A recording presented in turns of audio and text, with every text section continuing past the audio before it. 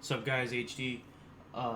Week 8 on a bye week, so we're going to go over the previous 7 games, stats, couple moves here and there, what the roster is going to kind of look like. Then we're going to look at the back half of our schedule.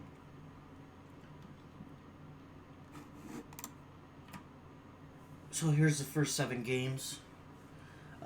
Lost the season open to the Steelers. That was a pretty decent game.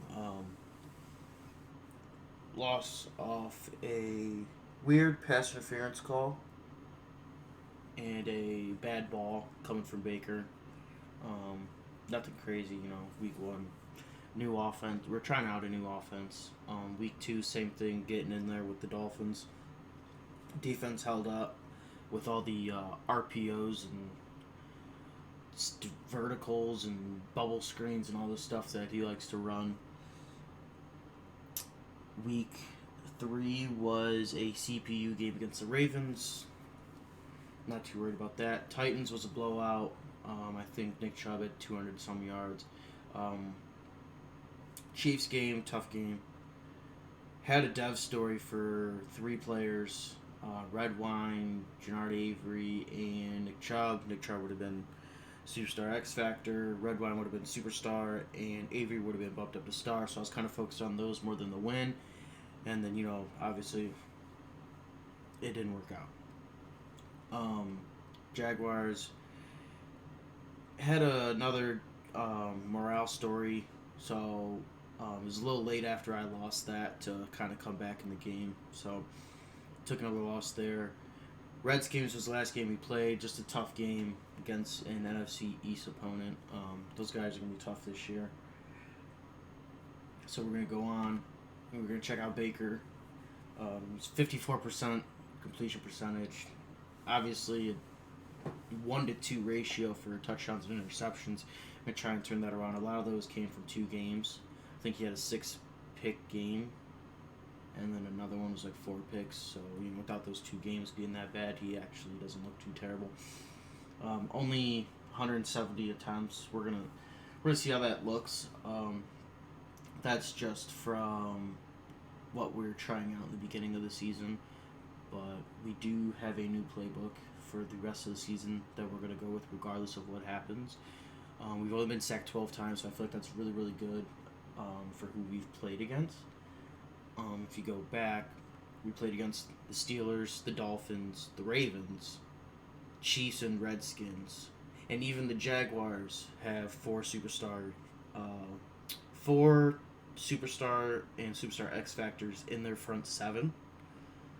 And obviously, we lost all those games except for the one. So I think 12 sacks in 7 games is actually pretty good. Nick Chubb almost had 100 attempts, 600 yards almost, 5 touchdowns. Baker's ran the ball 20 times, almost got 100 yards. He's fumbled twice. 12 broken tackles for Nick Chubb. His longest run's 84 yards. Nick Chubb's having a really good season, I think, in my opinion, so far. We're only halfway. We're halfway through, and he's only got 600 yards. But hopefully, that means that we're gonna break 1,000. We'll talk about the back half of the schedule later on when it comes. But we still have a lot of divisional games, and I think we got some games that we could win and run the ball against. But we'll see how that goes. And with Baker's numbers being down, obviously my receivers' numbers will be down. But it looks like the ball is being spread a lot more. Jarvis and Odell are pretty similar in stats, besides the touchdowns, obviously. Nick Chubb's getting in there. And Njoku's getting the ball, I think, a little bit more than he was last year. Defensively, leading in tackles, Demarius Randall. In my opinion, I feel like your DBs shouldn't have the most tackles. And as you can see, we have 4 DBs in our top, 7? So I think that just means, we can't allow, guys to catch balls and run the ball through and get to the secondary and get to that second level. I feel like our linebackers got to step up a little bit. But as you can see, we do have our 3 starting linebackers up there as well. So it's not entirely terrible.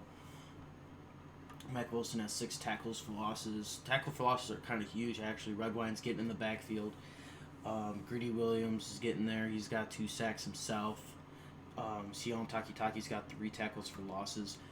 Sack leaders, Myles Garrett, Sion Takitaki again, Jernard Avery, Redwine and Greedy are getting back there as well. So numbers aren't as high as they were last year, week 8, but I think the defense feels a lot better. I think a lot of people are running the ball more, so that's why the sacks aren't up there. But like I said, they're not where they were last year, but I think they're still pretty good. Everybody's getting back there and getting the job done. Interception leaders, Demarius Randall. I think the interceptions have been dropped down a little bit. Again, everybody's running the ball, so it's hard to get to pass defense stats. So Demarius Randall's leading in tackles and interceptions. Redwine's up there again. Taki's another name that we've seen. Khaleke Hudson's another name that we see up there. Mac Wilson's up there. So the same guys are producing. That's really, really good for us. Now, trades. We made 2 trades before the bye week. We sent the 2nd round pick out for DJ Chark to try to get another receiver in there. Got to make guys guess at who we're going at. I think just having Odell and Jarvis, it's not obvious, but it's a 50-50 chance. Now you got that 33% chance it could go to anybody, because I think Chark could start on other teams elsewhere. He's got the 95 speed and the 93 acceleration. His route running's pretty decent. He's only 23 years old, so that could go up. His catching's pretty good too. And then we went and sent Antonio Callaway to the Redskins for a 3rd round pick and Troy Apke. I think that's how you pronounce his last name. I have no idea, but he's gonna be chilling, playing back out, safety. Going to be in the sub linebacker spot, so he'll be in the box a little bit, chasing down those guys, kind of cover the tight ends here. They're 94 speed, 95 acceleration, 94 agility. Zone's pretty decent. Man could be bumped up. Playback's not good, but another guy. He's young. Another guy that can dev pretty good. So as you see here in the new offense, you throw Chark there in the slots where he's going to be. Everybody else is the same. Expect everybody's numbers to go up. I can run it. I can throw it to one of these 3 guys. I got Njoku, who's there. Defensive side, there you see Troy in the sub linebacker spot. Again, he's going to be safety and a linebacker. He's going to be flipping back and forth, slot corner, things like that. So I hope these guys can produce a little better. We're going to look at the back half of the schedule. Coming out the bye, we got the Steelers again. We lost 30-34 week 1. And after that, we're going to the bottom half of the NFC East, the Eagles.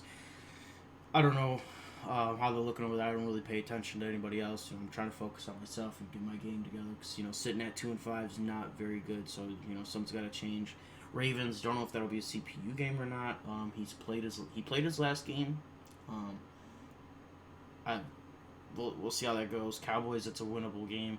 Colts is a winnable game if you can stop Hines. So, like I said, the defense has been stepping up. You can, get that. We beat the Bengals last year. Then we got the Giants, who are going to be tough as well. And then we got week 16, 17, it's the Bengals again, and then the Texans, who are at the bottom of the AFC South.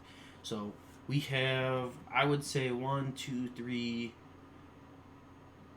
I think almost every game here can almost be called a guaranteed win if you play right. Only tough guys I would think would be Giants and Giants and Cowboys. Everybody else is very, very beatable. We've done it before. We could do it again.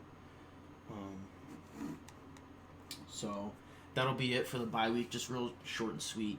Just try to get some stuff out there. Trying to give you guys, let you guys know what's going on over there in Cleveland. So we'll be back for week 9. We'll see what's going on there. But like I said, we're coming out week 9. Got the Steelers.